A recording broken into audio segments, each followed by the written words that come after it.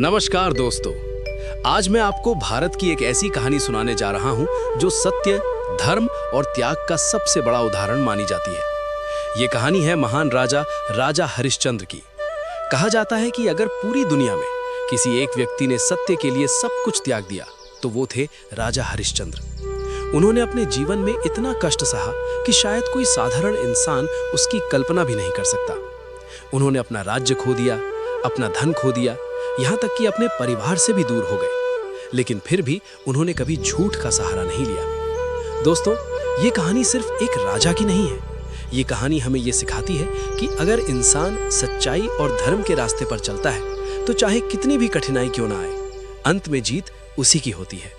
तो आइए शुरू करते हैं राजा हरिश्चंद्र की अद्भुत और प्रेरणादायक कहानी। अयोध्या का महान राजा। बहुत समय पहले अयोध्या में सूर्यवंश के एक महान राजा का शासन था। उनका नाम था राजा हरिश्चंद्र। राजा हरिश्चंद्र बहुत ही न्यायप्रिय, दयालु और धर्मात्मा राजा थे। उनके राज्य में प्रजा बहुत सुखी थी। कहीं भी अन्याय नहीं होता था। अगर किसी गरीब को मदद की जरूरत होती तो राजा तुरंत उसकी सहायता करते थे। राजा का एक ही नियम था, मैं हमेशा सत्य बोलूंगा और अपना वचन जरूर निभाऊंगा। राजा हरिश्चंद्र की पत्नी थी शैव्या यानी तारामती। वो भी बहुत ही धर्मपरायण और दयालु रानी थी। उनका एक पुत्र था रोहिताश्व। राजकुमार रोहिताश्व बहुत ही बुद्धिमान और साहसी बालक था। तीनों का परिवार बहुत खुश था, लेकिन नियति ने उनके जीवन में एक ऐसी परीक्षा रखी थी जो उनकी पूरी जिंदगी बदलने वाली थी। एक दिन महान ऋषि विश्वामित्र राजा हरिश्चंद्र के बारे में चर्चा सुन रहे थे।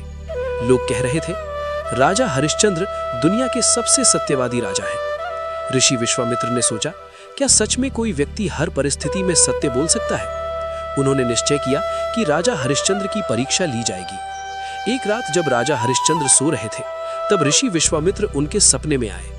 उन्होंने कहा, राजन, क्या आप मुझे अपना राज्य दान में देंगे?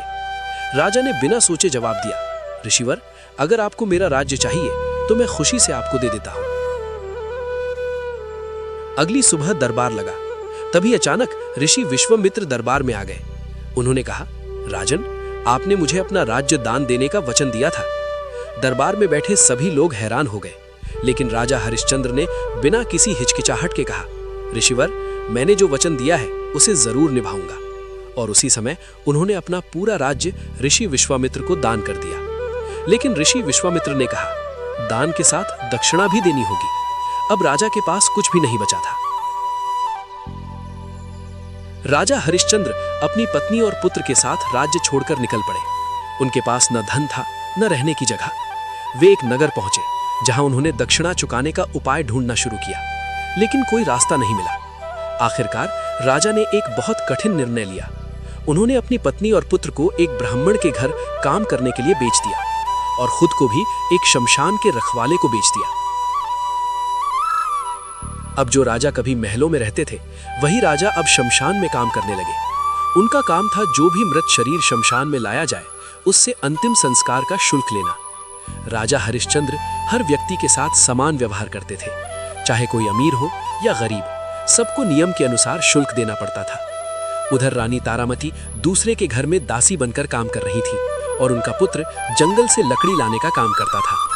उनका जीवन बहुत कठिन हो गया था। एक दिन राजकुमार रोहिताश्व जंगल में लकड़ी लेने गया। वहीं अचानक एक सांप ने उसे काट लिया। कुछ ही समय में उसकी मृत्यु हो गई। रानी तारामती का दिल टूट गया। वो अपने बेटे के शव को लेकर शमशान की ओर चल पड़ी। वो वही शमशान था जहां राजा हरिश्चंद्र काम करते थे। रानी ने अपने बेटे का अंतिम संस्कार करने की अनुमति मांगी, लेकिन राजा हरिश्चंद्र ने कहा, शमशान में अंतिम संस्कार के लिए शुल्क देना होगा। रानी रोते हुए बोली, मेरे पास पैसे नहीं है। तब राजा ने कहा, अगर पैसे नहीं है तो अपनी साड़ी का आधा हिस्सा दे दो। जैसे ही ये दृश्य हुआ, तभी अचानक ऋषि विश्वामित्र वहां प्रकट हो गए। उन्होंने कहा, राजन, आपने सत्य और धर्म की सबसे कठिन परीक्षा पास कर ली है। तभी देवताओं के राजा इंद्र भी वहां आ गए। उन्होंने राजा को आशीर्वाद दिया, उनके पुत्र रोहिताश्व को फिर से जीवित कर दिया और राजा हरिश्चंद्र को उनका राज्य वापस मिल गया।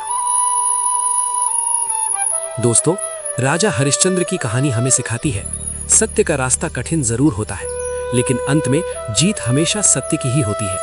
अगर इंसान सच्चाई और धर्म के रास्ते पर चलता है तो चाहे कितनी भी कठिनाई क्यों ना आए, भगवान भी उसकी सहायता जरूर करते हैं।